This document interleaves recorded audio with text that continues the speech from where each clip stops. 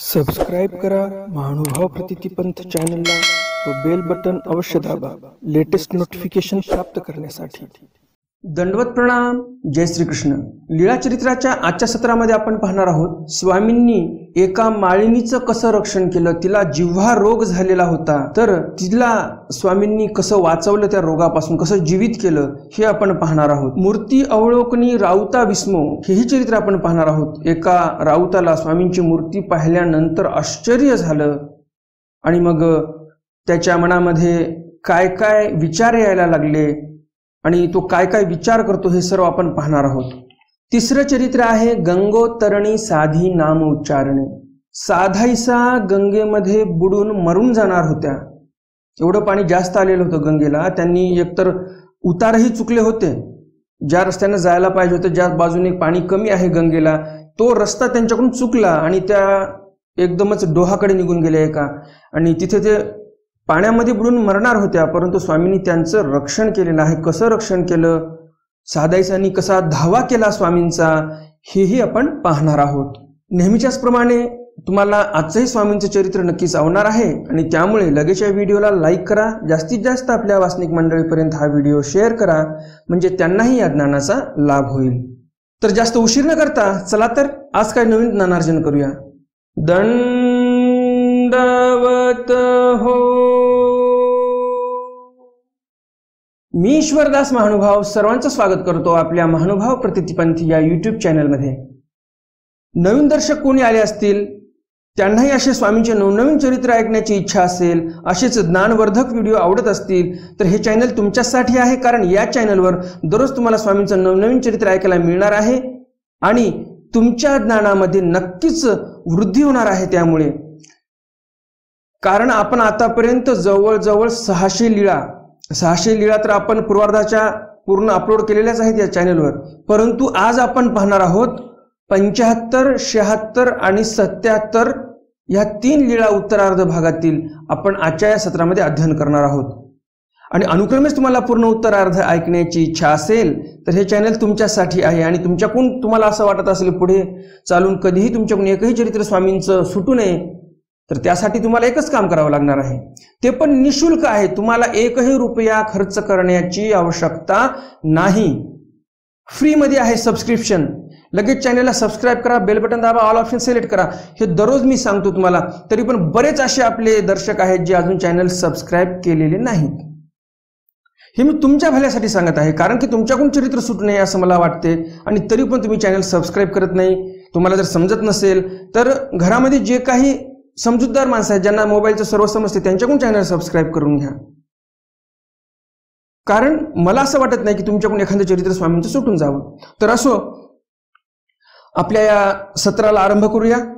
आजचा लीळा चरित्र क्रमांक आहे लीळा चरित्र उत्तरार्ध, लीळा क्रमांक 75। जिव्हा रोग माळिनी रक्षणे। एका माळिनीला जिव्हा रोग झालेला होता। तो जिव्हा रोग कसा असतो, भयंकर त्रास असतो, त्यामध्ये पूर्ण जीभ बाहेर पडते, खूप त्रास होतो। मग या त्रासापासून स्वामींनी त्या माळिनीचं कसं रक्षण केलं हे आपण सविस्तर समोर चरित्रामध्ये जाणून घेऊया। कावळगावीचे माळिनीसी जिव्हा रोग झाला, ते आणून एक विरेचा देवळी घातली। कावळगावची एक माळीन होती, तिला जिव्हा रोग झाला। मग त्या लोकांनी काय केलं, त्या गावातल्या तिला उचललं आणि एकविरेच्या देवळी घातली। एकविरा म्हणजे रेणुका। तिला एकविरा का म्हणतात, ही रेणुका जी होती हिला एक पुत्र होता, कोणता, परशुराम। तसे पुत्र जास्त होते परंतु वीर असा पुत्र एकच होता, म्हणून एकविरा असं बोलतात तिला। परशुराम हा एक वीर पुत्र होता तिचा, रेणुकेचा, म्हणून एकविरा म्हणतात। बाकीचे पुत्र वीर नव्हते आणि म्हणून हिला एकच मुलगा वीर आहे म्हणून एकविरा बोलायचे। तर त्या एकविरेच्या म्हणजेच रेणुकेच्या देवळात आणून घातलेलं होतं तिला। साधे त्या देवळात गेली, साधाईसा त्या देवळात गेल्या, तो तोंडा बाहेरी जीभ निघाली असे। साधाईसानी पाहिलं तिथे एक माळीन आणून टाकलेली आहे कोणीतरी आणि तिच्या तोंडाच्या बाहेर जीभ निघालेली आहे। माकुडे मुंगिया लागलिया हाती। मुंगळे लागलेले आहेत त्या जिभीला, तिच्या शरीराला मुंग्या लागलेल्या आहेत। साधी देखिले, साधाईसानी पाहिलं आणि गोसाव्यापासी आली, स्वामींपाशी आली साधायसा. जी जी बापुडी माळिनीची जीभ एवढी तोंडा बाहेरी निघाली असे. जी साधायसा म्हणतात स्वामींना, जी जी बापुडी म्हणजे बिचाऱ्या त्या माळिनीची जीभ एवढी अशी तोंडाच्या बाहेर निघालेली आहे असं स्वामींना साधायसा सांगतात. सर्वज्ञ म्हणितले काही म्हणता सा साधे हो. स्वामी साधायसा म्हणतात, काय म्हणता साधे हो तुम्ही, एवढी जीभ बाहेर निघाली. मागवते तैसेची सांगती. पुन्हा साधायसा तसंच सांगायला लागलेले आहेत. परिबी नववेना, परंतु साधायसांना विनंती करण्याची हिंमत होत नव्हती. औसा असती तर सरळ विनंती केली असती. साधायसांचा भोळा भाव, साधा भाव, आणि साधायसाला काही हिंमत होत नव्हती स्वामींना विनंती करावी म्हणून. सर्वज्ञ म्हणितले, स्वामी म्हणतात, स्वतःच स्वामींनी ओळखलं भक्ताच्या मनामध्ये काय तळमळ चालू आहे. आणि स्वतःच स्वामी म्हणतात, आणा पैल वाटी, पलीकडची वाटी आणा. साधी वाटी आणली, साधायसाने वाटी आणली.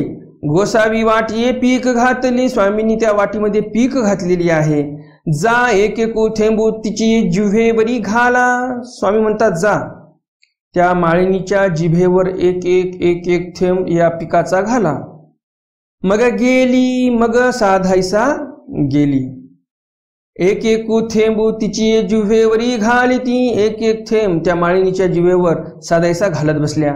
आणि अवघी जीभ अंतू गेली. जसे जसे थेंब टाकायला लागली साधायसा तिथे जाऊन त्या जिभेवर त्या माळिनीच्या, तशी तशी ती जी जिव्हा बाहेर आली होती त्या माळिनीची, ती जिव्हा हळूहळू हळूहळू आतमध्ये गेली. आणि शेवटी पूर्ण जीभ आतमध्ये गेलेली आहे. जे काही मुंग्या लागल्या होत्या, जे काही मुंगळे लागले होते ते सर्व निघून गेले. जी आली म्हणजे जिवंत झाली. वास पाहो लागली. टकमक असे डोळे उघडून वास पाहायला लागली. डोळे उघडून पाहायला लागली, कोण आहे माझ्याजवळ, कोण नाही, कुठे आहे मी, असं पाहायला लागलेली आहे ती माळीन.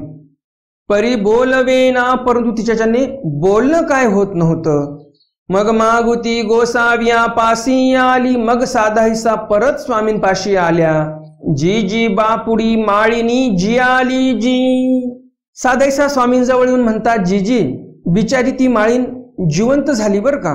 परी बोलवेना, परंतु तिला काय बोलता येत नाही.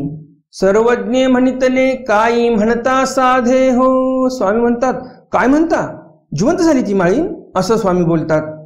मागवते तैसीची म्हणती. पुन्हा साधायसा तसंच म्हणायला लागलेले आहेत. सर्वज्ञ म्हणितले, स्वामी म्हणतात, बाई पाणी भातू असे. बाईसांना स्वामी विचारतात, बाई पाणी भात आहे का. हो जी असे. बाईसा म्हणतात, हो आहे पाणी भात. आणा आरुता, आणा बरं इकडे पाणी भात. ती वाटा घालून पाणी भातू आणला. त्यांनी वाटीमध्ये पाणी भात टाकून स्वामींपाशी आणून दिला बाईसांनी. कुस्करा, कुस्करायला लावला. कुस्करला बाईसांनी. मग सर्वज्ञ म्हणितले, मग स्वामी म्हणतात, जा ये तुका तिचा तोंडी घाला. ती वाटी साधायसाच्या हातात दिली स्वामींनी. आणि साधायसांना स्वामी म्हणतात, थोडा थोडा पाणी भात तिच्या तोंडामध्ये घाला. मग आली साधायसा त्या माळिनीकडे. मग आली साधायसा त्या प्रेताजवळ आल्या. इतुका तिचा तोंडी घातला. थोडा थोडा पाणी भात तिच्या तोंडामध्ये घालणं चालू केला. मग सावध झाली, आणि मग ती माळीन सावध झाली. मग आपले अंगेसी लावणी घेऊन आली. मग साधायसांनी तिला उचललं. स्वतःच्या अंगाचा आधार देऊन हळूहळू चालवत चालवत चालवत तिला स्वामींपाशी आणलं. गोसावियांसी दंडवत घातले. त्या माळिनीने स्वामींपाशी येऊन स्वामींना दंडवत घातले, पाया पडली. मग गोसावियांसी रात्रीचा पूजा सुरू झाला. मग रात्रीचा पूजा सुरू झाला स्वामींचा. गोसावियांसी आरोगणा झाली. स्वामींना आरोगणाही झालेली आहे. गुळा झाला विडा ओळगविला. गुळा झाला विडा झाला. गोसावी बाईसा करवी तयासी जेऊ वाढविले. स्वामींनी बाईसांना सांगितलं की माळिनीलाही जेऊ घाला. मग उद्याची तिची संबंधी येते ते पहाव्या आली. मग दुसऱ्या दिवशी सकाळी तिचे सर्व संबंधीय जे होते नातेवाईक सर्व सकाळी पाहायला आले. तो तेथने दखती, तिथे पाहायला आले तर तिथे ती नव्हती माळीन.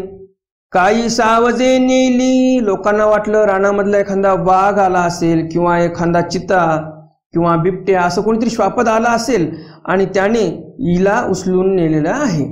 म्हणोनी भवंती लोळणी पाहो लागली. साहजिकच आहे, वाघाने किंवा चितळ्याने किंवा बिबट्याने यांनी जर ओढून नेलं एखाद्या माणसाला तर साहजिकच आहे रस्त्याने जात असताना त्याची फरफटी दिसते, ते ओढून नेताना फरकंडी दिसते. तर ते लोळणी म्हणजे काय, फरकंडी ओढून नेत असताना जे मातीवर उमटते ओढत नेत असताना ती फरकंडी पाहायला लागले. कुठे फरकंडी आहे का, म्हणजे त्या दिशेने जाता येईल आणि कुठे आहे ती माळीन बघता येईल. ते लोळणी काही देखती ना, त्यांना काय ते लोळणी दिसायलाच तयार नाही, कारण ती बाई उठून निघून गेली. आता ते फरकंडी कशी दिसेल. मग गोसाव्या पाशी आली, मग सर्व माणसं स्वामींपाशी आलेली आहेत. तो तेथ बैसली हाती, ती माळीन स्वामींजवळ बसलेली त्यांना दिसली. मग तयासी आश्चर्य झाले, मग त्या सर्वांना आश्चर्य झालं. अवघिये गावी आश्चर्य झाले, सर्व गावकऱ्यांना आश्चर्य झालं की मेलेली माळीन स्वामींनी जिवंत केलेली आहे. गोसावी मेली माळीनी जीवविली, लोक म्हणायला लागले की स्वामींनी मेलेली माळीन जिवंत केली म्हणून, आणि म्हणून लोक आश्चर्यचकित झाले. तर इथे आपल्याला काय लक्षात येते या चरित्रातून, आपण ईश्वर जरी नाही जोडला तरी कमीत कमी साधू संत जे आहेत त्यांच्याशी तरी आपण चांगले संपर्क ठेवले पाहिजे, चांगलं संपर्कात राहिलं पाहिजे आणि मार्ग जोडला पाहिजे आपण. जसं एक म्हण आहे, ईश्वर नाही तर मार्ग जोडा, वसोचेनी न्याय बंधन तोडा. ईश्वर जर नाही जोडल्या गेले आपल्याकडून तरी कमीत कमी मार्गमंडळी तर जोडा. जसा तो वसो होता, त्यांनी मार्गमंडळी जोडली होती म्हणून भटोबासांना भक्तजनांना क्यू आली. स्वामी म्हणत होते अरे नका सोडू त्या बैलाला, त्याच्या पायाला खुरा ज्या होत्या पायाच्या पूर्ण आवळून बांधल्या होत्या गावकऱ्यांनी, कारण की शेतातलं ते पीक खात आहे म्हणून. परंतु भक्तजनांना क्यू आली आणि त्या वसोला स्वामींना विनंती करून सोडायला लावलं. स्वामींना विनंती केली भक्तजनांनी, मग स्वामी त्यांना आज्ञा देतात की सोडा तुम्ही म्हणून. म्हणजे ईश्वर तर जोडला नव्हता त्या जीवाने, तो जो बैल होता वसो होता त्यांनी ईश्वर जोडला नव्हता परंतु मार्ग जोडला होता. म्हणून ते जे मार्गमंडळी होती स्वामींजवळ, भट्टोबास असतील जे काही इतर भक्तजन होते त्यांना त्यांची कीव आली, कारण त्यांनी तसं जोडलं होतं. त्याप्रमाणे आपण ही मार्गमंडळी जोडली पाहिजे. म्हणजे जरी आपण ईश्वराला पाहू शकलो नाही, जरी आपण ईश्वराच्या सन्निधानात नाही, तरी पण मार्ग जर जोडला तर आपण ईश्वराच्या खंतीचे जरी असलो तरी पण या मार्गमंडळीमुळे आपल्यावर देव कीव करतील याची शाश्वती होईल आपल्याला. त्यामुळे मार्ग जोडला पाहिजे. जसं इथे साधेसांनी जाऊन फक्त स्वामींना सांगितलं, साधेसाची कळकळ पाहिली स्वामींनी आणि स्वामींनी लगेच पीक दिली, पाणी भात दिला आणि त्या मेलेल्या माळणीला जिवंत केलं. म्हणजे परमेश्वराने जीवदान द्यावं असं तिने काही जोडलं नव्हतं, परंतु मार्ग जोडलेला होता. भक्त मंडळीशी तिने चांगले संबंध ठेवले होते पूर्वीच्या जन्मामध्ये आणि हे ईश्वराची भक्त मंडळीची इथे तिला कामाला आलेली आहे या जन्मामध्ये. तर आपण मार्ग मंडळीशी चांगलं वागलं पाहिजे, कुणाचे अंतकर्ण दुखवले नाही पाहिजे, एवढं लक्षात असू द्या. आता पुढच्या चरित्राकडे वळूया आपण. उत्तरार्ध लीळा क्रमांक 76. मूर्ती अवलोकनी राऊता विस्मो. मूर्तीचं अवलोकन केलं स्वामींच्या त्या राऊताने आणि तो विस्मित झालेला आहे, आश्चर्यचकित झालेला आहे. राऊत एक जोगेश्वरीच्या देवळा आले तो गोसाव्यांसी पट्टी शाळेवरी आसन असते. एक राऊत जोगेश्वरीच्या देवळात आला आणि देवळात आल्यानंतर तिथे स्वामींना आसन होतं पट्टी शाळेवर. गोसाव्यांची श्रीमूर्ती अवलोकित होते. तो राऊत स्वामींची श्रीमूर्ती अवलोकन करत बसला. मग निघाले, मग तिथून निघाले. तो चालवेना, त्या राऊताला चालवत नव्हतं. सर्वज्ञ म्हणितले साधे हो तुम्हा प्रतिष्ठाना जाणे असे, तरी या सांगा ते जा. स्वामी म्हणतात साधेला तुम्हाला प्रतिष्ठानला म्हणजेच पैठणला जायचं आहे तर याच्यासोबत जा तुम्ही, या राऊतासोबत. जी जी म्हणजे या सांगा ते चालवेना.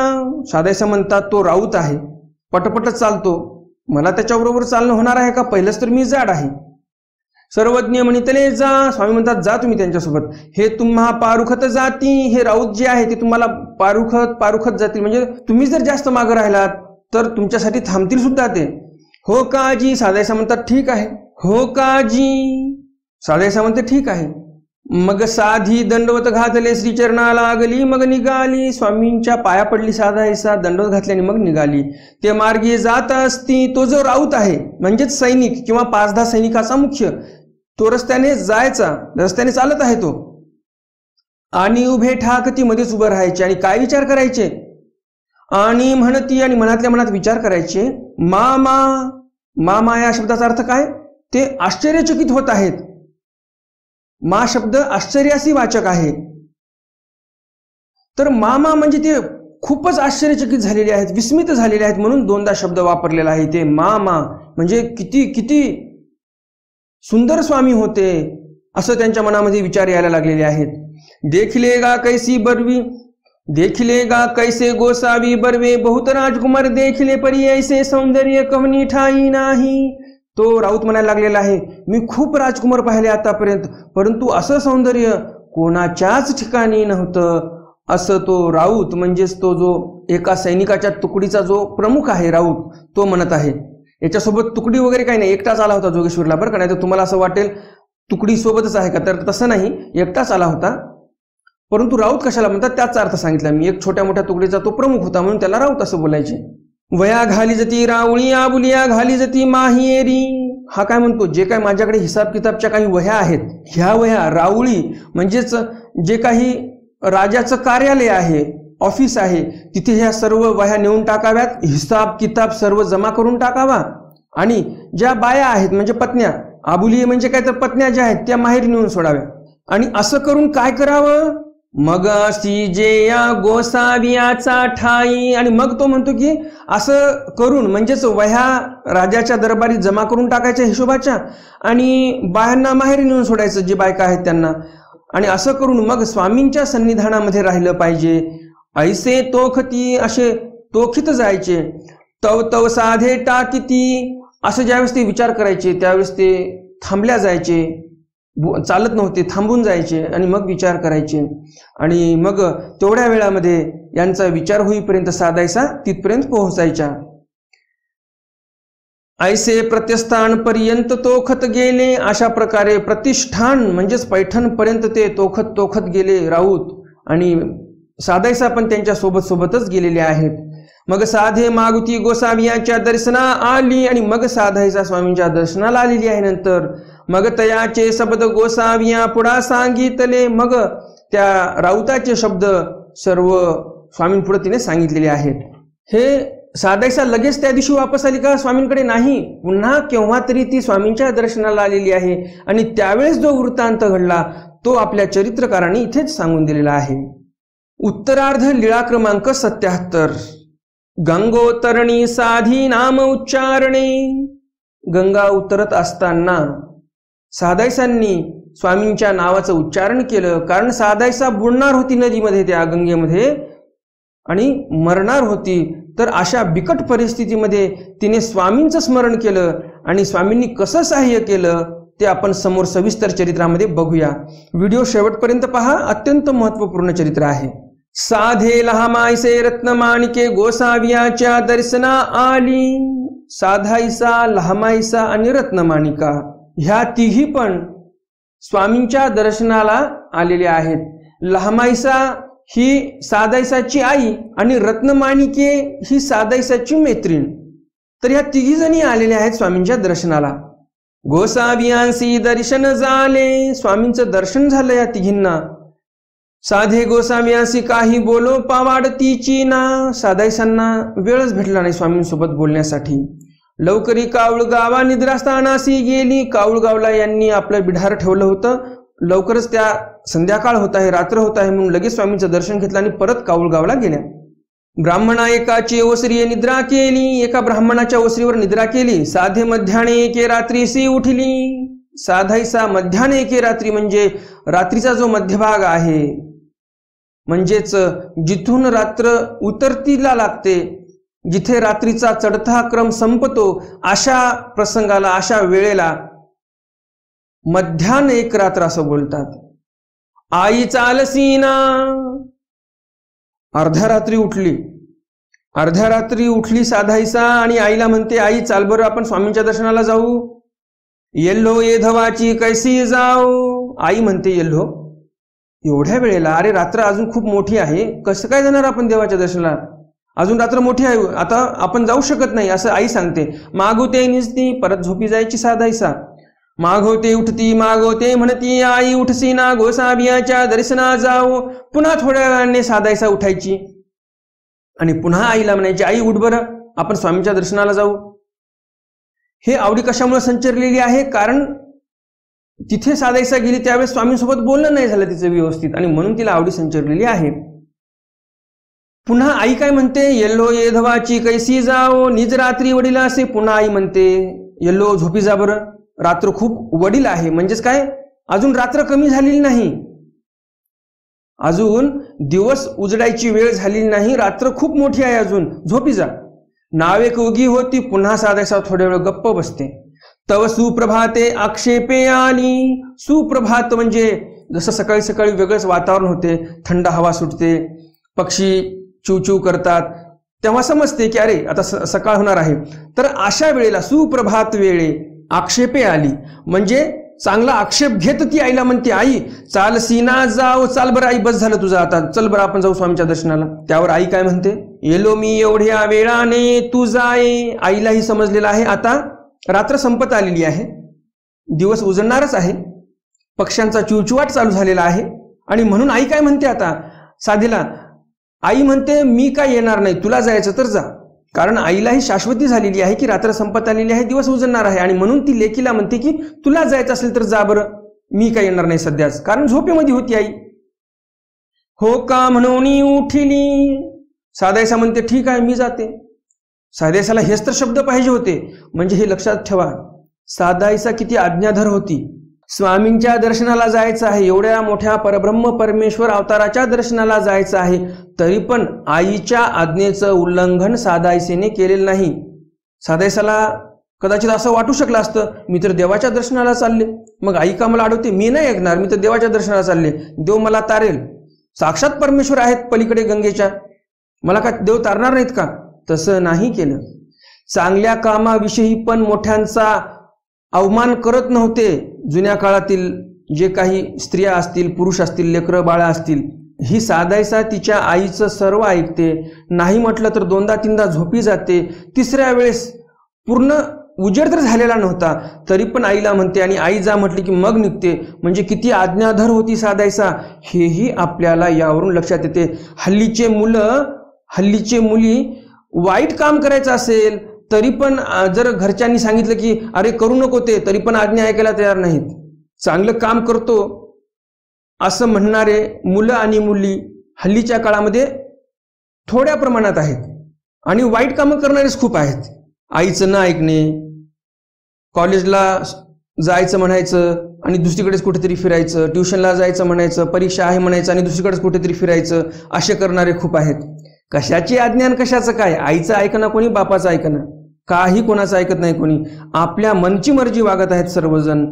काही मोजके आहेत जे आध्यात्मिक आहेत, तेच फक्त आईची वडिलांची आज्ञा मानतात. आणि जे कॉलेज स्टुडंट झालेले आहेत, कॉलेज स्कॉलर झालेले आहेत आणि त्याच शिक्षण पद्धतीमध्ये वाढलेले आहेत आणि तीच संस्कृती ज्यांना आवडते, पाश्चात्य संस्कृती, ते मुलं बिलकुल आई वडिलांचं ऐकत नाहीत. त्यासाठी आपल्या लेकरांचं लहानपणापासूनच आध्यात्मिक अधिष्ठान मजबूत करा, म्हणजे भविष्यामध्ये ते तुमचं ऐकतील. आध्यात्मिक अधिष्ठान मजबूत करा म्हणजेच काय, तर त्यांना देवधर्म करायला लावा. आता देवधर्म करायला लावा म्हटलं की आपलेच काही लोक असे असतात की हा काय म्हातारा झाला का इतक्या लवकर देवधर्म करायला, असे मूर्ख लोकही असतात आपले, ज्यांना अकलीचा पत्ता नसतो, त्यांचं उभं आयुष्य गेलेलं असते प्रपंचामध्ये, तरी पण त्यांना देवधर्म करणं जमलं नाही आणि ते आताच्या पिढीला सांगतात की आताच काय तू म्हातारा झालास का देवधर्म करायला. असे काही असतात बरं का, सर्वच असतात असं नाही म्हणत मी. बरेच काही चांगले असतात की त्यांना असं वाटते आपल्या लेकरांनी देवधर्म करावा, चांगलं वागावं, हे करावं ते करावं. परंतु असे काही असतात जे आळणी लाड करतात लेकरांचे, ते स्वतःच्याच लेकराला वाया घालतात. असे मी भरपूर पाहिलेले आहेत. माझ्या जवळ एक मुलगा आला होता, तो म्हणे मला उपदेश घ्यायचा, आमच्या आश्रमात आला होता, म्हणे मला उपदेश घ्यायचा. त्याची आजी म्हणे अरे तू अजून लहान आहेस, अजून का उपदेश, आताच कशाला उपदेश घेतोस तू, आताच नको घेऊ उपदेश. एकदा योग निघून गेला की काय म्हणतात, सिद्धी गई 12 बरस. त्या मुलाचा उपदेशाचा योग आलेला होता, तो निघून गेला आणि आता तो मुलगा नॉनव्हेज खातो, दारू पितो, सगळे व्यसन करतो. आणि आता आजी कपाळ धरून माझ्यापाशी येऊन बसते. आता मी काय सांगावं तिला? माझा नातू ऐकत नाही, आई वडील म्हणत आहेत माझा मुलगा ऐकत नाही. चूक कोणाची आहे? आमची चूक आहे का? तुमच्याच तर हाताखाली लहानाचा मोठा झाला तो, आणि मग आमच्यापाशी सांगून काय फायदा आहे? आता आम्ही ज्यावेळेस म्हणायचो देवधर्म करा, उपदेश घ्या, चांगले संस्कार लावा त्याच्यावर, जाऊ दे ना बाबा अजून लहान आहे ना तो, त्याला काय करायचं आताच, त्याला काही समजत नाही. त्याला काही समजत नाही म्हणजे कसं काय? तुम्ही तर एरवी म्हणतात फारच माझा मुलगा हुशार आहे, अहो त्याला मोबाईल समजते, त्याला कॉम्प्युटर समजते, हल्लीची पिढी खूपच हुशार झालेली आहे. आणि देवधर्म म्हटलं की अहो त्याला काय कळते. हा दुतोंडीपणा तुम्हालाच नडणार आहे आणि तुम्हालाच त्रासदायक ठरणार आहे. तुम्ही तुमचा विचार करा. तुम्ही स्वतंत्र आहात विचार करण्यासाठी. तुम्हाला कोणते विचार इम्प्लिमेंट करायचे आहेत ते तुम्ही तुमचं ठरवा. तुमचा मुलगा चांगला घडवायचा आहे, तुमच्या मुलाला दारुड्या बनवायचा आहे, काय करायचंय तुम्ही तुमचं ठरवा. तर साधायचा हो का म्हणते आणि लगेच उठते. परवंट बांधला निघाली तर उतारू चुकली. सगळं व्यवस्थित परवंट बांधला म्हणजेच नदी लागली. नदी लागल्यानंतर जसं आपण कपडे खोसतो व्यवस्थित कपडे तिने लुगडं वगैरे खोसून घेतलं आणि नदीमध्ये उतरली. उतरल्यानंतर नेमका उतार चुकली. साधायसा ज्या रस्त्याने जायचं होतं पाणी कमी होतं तो रस्ता चुकलेली आहे साधायसा आणि नेमकं जिकडे डोह होता मोठा खोल पाणी होते जिथे तिकडे साधायसा निघालेली आहे. ती डोहांतू उतरो बैसली डोहाकडे निघाली आणि तिथे आता खड्ड्यात गेल्यानंतर नदीमध्ये एकतर पाणी खूप असते आणि नदीमधल्या खड्ड्यात जर माणूस उतरला तर काय होणार आहे. त्याचं अधिकच पाणी वाढायला लागलेलं आहे. नाविकते आहुनी आगळे झाले. छातीपर्यंत पाणी आलं होतं. छातीचं पाणी गळ्यापर्यंत गेलं. गळ्या इतके झाले आणि बोबा आईली. आता तिला वाटलं गळ्यापर्यंत पाणी गेलं आणि वरच्यावर पाणी वाढत आहे म्हणजे आता मी मरणार. आणि लगेच आरडाओरडा करायला लागते साधायसा. राखी जोजी श्री चांगदेव रावळो गोसावियाची येल्लो दासी गेली जी. साधायसा स्वामींचा धावा करते की राखी जो हे श्री चांगदेव रावळा, हे श्री चक्रधर स्वामी मला राखण करा, माझी रक्षा करा. तुमची दासी गेली आता मेली असं समजून घ्या. अशी धावा करायला लागलेली आहे साधायसा स्वामींकडे. अशी बोबाव लागली. गोसावी परिश्रया गंगेकडे बीजे केले होते. स्वामी परिश्रयासाठी गंगेकडे चाललेले होते. तेथून गोसावी खाकरले. स्वामी फक्त खाकरतात बसल्या जागी. याला खाकरणे म्हणतात. तर असं खाकरतात स्वामी. आणि जैसी कहणी उचलवणी थडिये आणली. आणि जसं काय कोणी उचलून तिला त्या नदीमधून थडीवर आणून ठेवलं असं झालं आणि ती थडीवर पोहोचलेली आहे साधायसा. समोर आली तो गोसावी परिश्रय बैसले असती तैसेची आली. समोर आली तर स्वामी परिश्रयाला बसलेले होते तशीच साधायसा आली. साधायसाचा भाव म्हणजे भोळा म्हणूनच तिचं नाव साधायसा होतं. साधा भाव होता म्हणून साधायसा म्हणायचे. आणि त्या भावाच्या भरामध्ये ती सरळ स्वामीकडे आलेली आहे. स्वामी परिश्रयाला बसलेले आहेत तेही लक्ष नाही. सरळ गेली स्वामींच्या पाया पडली आणि निघाली. आणि स्वामी काय म्हणतात, साधेहो बायसांना घाबरत नाही का तुम्ही, सरळ आलात आणि आमचं दर्शन घेतलात.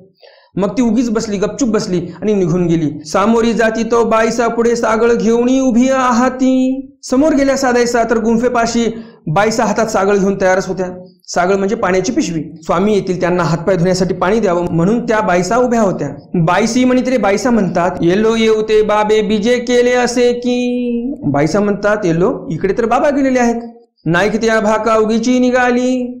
साधायसांनी न ऐकल्यासारखं केलं आणि निघून गेली. मग गोसावी उदका विनियोग करून गुंफे बीजे केले. मग स्वामींनी पाण्याचा उपयोग केला. हात पाय तोंड धुतलं, फ्रेश झाले आणि मग गुंफेकडे आले. साधे आली, साधायसाही आली. मग मागुते बाईसा देखती गोसाव्यासी दंडोत घातले. मग मागुते बाईसा देखता म्हणजे बाईसा समोर पुन्हा स्वामींना दंडोत घातले. साधायसांनी पाया पडली साधायसा. मग बाईसा करवी साधायसी आणि वस्त्र देव विले. मग स्वामींनी बाईसांना सांगितलं यांना अजून चांगले कपडे द्या. पूर्ण ओली चिंब झालेली आहे. साधा गंगेमध्ये बुडत होती ती कशी तरी वाचली. आता तिला चांगले कोरडे वस्त्र द्या प्रावरण करण्यासाठी. आणि मग बाईसांनी साधायसाला चांगले वस्त्र दिले. मग साधे ते वस्त्र नेसली. मग साधायसांनी ते वस्त्र नेसले. तर अशा प्रकारे स्वामींनी साधायसाचं रक्षण केलेलं आहे, गंगेमधून बाहेर काढलेलं आहे. नाही तर गंगेमध्ये बुडून मेली असती साधायसा. तर आता 3 प्रश्न 3 चरित्रातले मी विचारणार आहे. पहिला प्रश्न आहे जिव्हा रोग माळिनी रक्षणे. या चरित्रातून आपल्याला काय शिकायला मिळालेलं आहे, आपण काय शिकवण घेतली पाहिजे. या चरित्रामध्ये मी बरंच विश्लेषण केलेलं आहे. तर त्यामधून तुम्हाला काय समजलं, नेमकं काय शिकवण घेतली पाहिजे यामधून, हा पहिला प्रश्न आहे. लीळा क्रमांक 75 मधला, उत्तरार्ध लीळा क्रमांक 75 मधला हा प्रश्न की या जिव्हा रोग माळिनी रक्षणे या चरित्रामधून आपल्याला काय शिकायला मिळालेलं आहे. उत्तरार्ध लीळा क्रमांक 76 या चरित्रामधला हा दुसरा प्रश्न आहे. या चरित्रामध्ये कोण विस्मित झालेला आहे, स्वामींना पाहून कोण आश्चर्यचकित झालेला आहे, हा दुसरा प्रश्न. आणि उत्तरार्ध लीळा क्रमांक 77 मधला हा तिसरा प्रश्न आहे. साधायसाकडून आपल्याला कोणता गुण घेता येईल महत्वाचा. 1 गुण सांगा, 2 गुण सांगा, 3 गुण सांगा. जेवढे तुम्हाला साधायसाचे या चरित्रामधून गुण दिसले ते सांगा. असे 3 प्रश्न आहेत आजच्या सत्रातील. तर तिन्ही प्रश्नाची उत्तर तुम्ही नक्कीच देणार अशी अपेक्षा करतो. आणि मी जे काही सांगितले या चरित्राच्या माध्यमातून तुमच्या घरच्या मुलांवर तुम्ही ते इम्प्लिमेंट करणार असं मानून मी आजचं सत्र इथे संपवतो. नवीन दर्शकांसाठी सूचना आहे, त्यांना असेच ज्ञानवर्धक व्हिडिओ आवडत असतील तर हे चॅनल तुमच्यासाठी आहे। अजून जर तुम्ही चॅनल सबस्क्राईब केलं नसेल तर लगेच या चॅनलला सबस्क्राईब करा, बेल बटन दाबा आणि ऑल ऑप्शन सिलेक्ट करा। आणि ज्या दर्शकांनी हा व्हिडिओ पाहिलेला आहे आणि अजून त्यांनी या व्हिडिओला लाईक केलं नसेल तर लगेच या व्हिडिओला लाईक करा, जास्तीत जास्त आपल्या वाचनिक मंडळीपर्यंत हा व्हिडिओ शेअर करा, म्हणजे त्यांनाही या ज्ञानाचा लाभ होईल। उद्याच्या सत्रामध्ये आपण पाहणार आहोत पट्टीशाळे वावणी साधा पाणीपात्र देणे हे चरित्र आणि साधा क्रिमी ब्रह्मविदू निरूपण असे 2 चरित्र उद्याच्या सत्रामध्ये आपण पाहणार आहोत। तर भेटूया उद्याच्या सत्रामध्ये स्वामींच्या काही नवीन चरित्राचं श्रवण करण्यासाठी। तोपर्यंत दंडवत प्रणाम। जय श्री कृष्ण। दंडवत हो।